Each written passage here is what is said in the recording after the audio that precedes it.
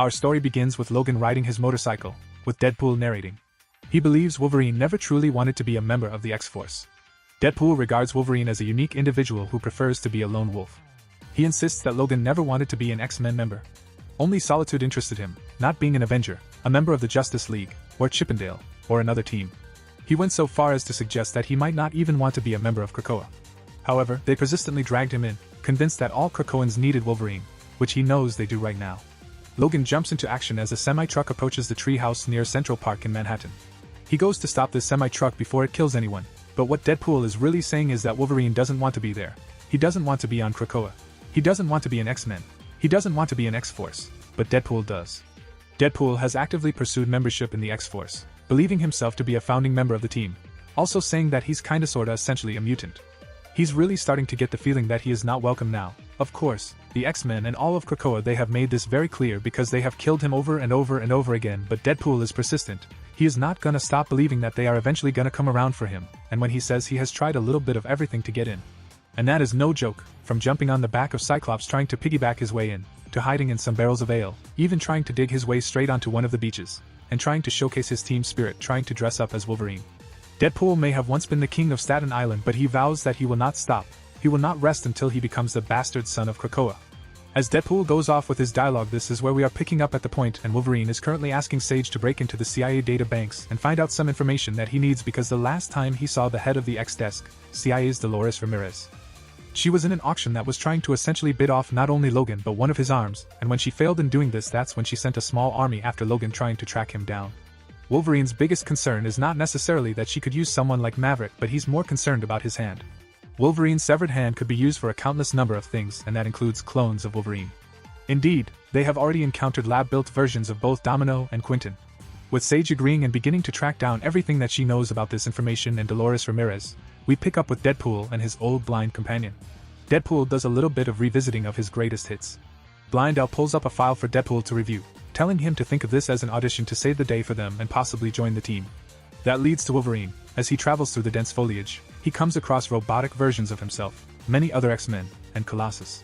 And he asks, "What the heck happened here?"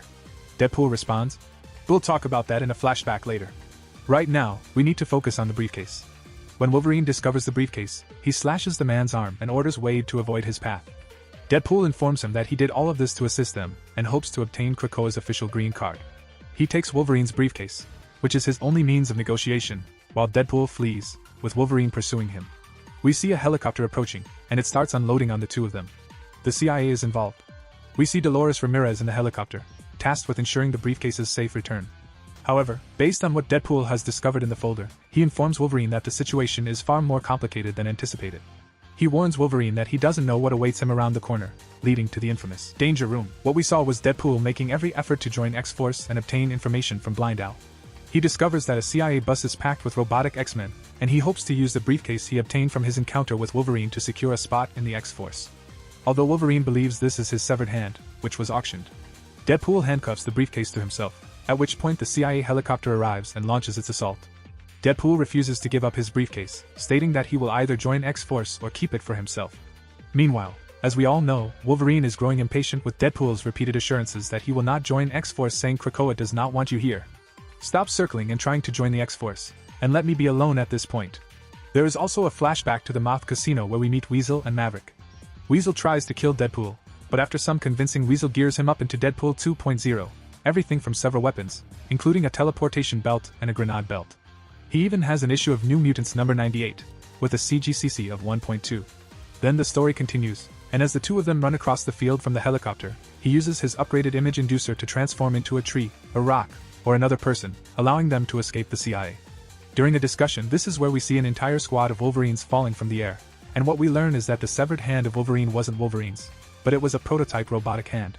Now the Wolverines falling on them were not made out of adamantium but of steel.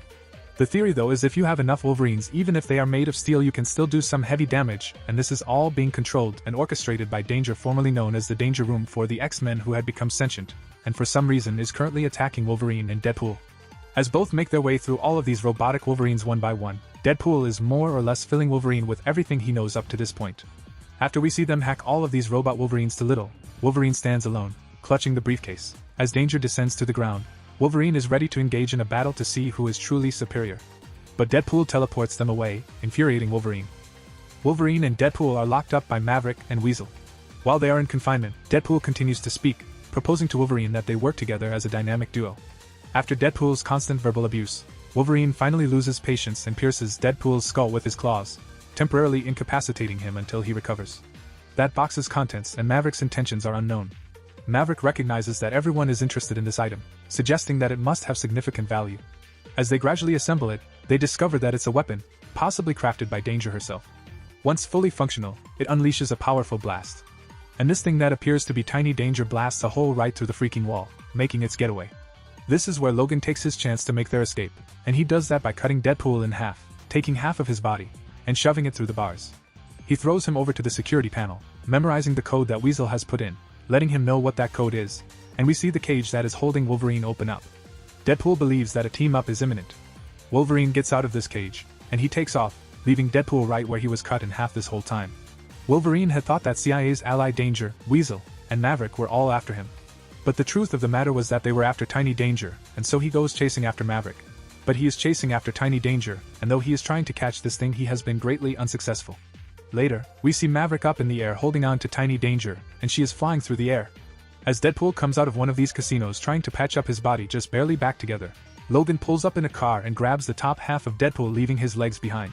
Wolverine lets him know that he might just have use for him and uses Deadpool's body as a weight to push down on the accelerator. We see the car reach maximum speed, crashing right into a barrier. This sends Wolverine flying through the air up in the air. He grabs Maverick, who lets go of Tiny Danger, and all three of them fall in the water, and from that water we see Wolverine emerge, holding the head of Tiny Danger. This is when Blindell pulls up, having both halves of Deadpool in the back seat. Blindell lets Wolverine know that he needs to get in the car, and he needs to do it right now. And if you're asking yourself how Blindell is driving a car, it is because it is a self-driving vehicle. Blindell had pulled up because Wolverine had been caught on 20,000 plus cameras around the city, and the CIA was going to come down on him and Maverick quickly. Wolverine doesn't even ask any questions, hops in the front seat, and tells Blindell to take off. They retreat to a secret location, where they start to figure out what Tiny Danger is. Blindell believes the only way to end this is to return Tiny Danger and negotiate a truce.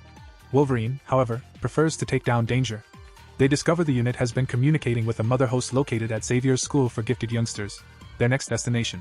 As they approach Xavier's school, Danger throws numerous threats at them, from Sentinels to various mutants. Deadpool and Wolverine battle their way through.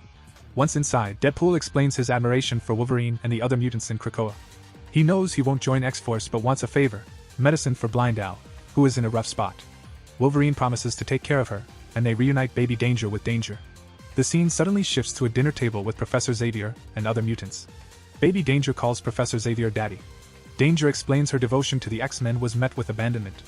Now she wants to live her life with her daughter. Deadpool interrupts, shooting robotic mutants with a gun, and takes out a bigger gun called Annihilator taken from Weasel, but it only shoots out toasts. The illusions disappear, revealing the Danger Room.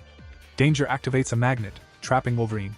The magnetized blender cuts them to pieces, but their healing factors merge them into one individual. Danger begs to leave her and her family alone for peace. We are never told what actually happened there, but later, the merged blobs separate into their original forms and there is a time jump and we are at Krakoa. Blindell receives medicine, and Deadpool thanks X-Force. Wolverine tells Wade that X-Force will need his help soon. If you enjoyed this epic tale of what Deadpool and Wolverine could have been, don't forget to like, comment, and subscribe. Hit the bell icon to stay updated with more action-packed stories and fan-favorite moments.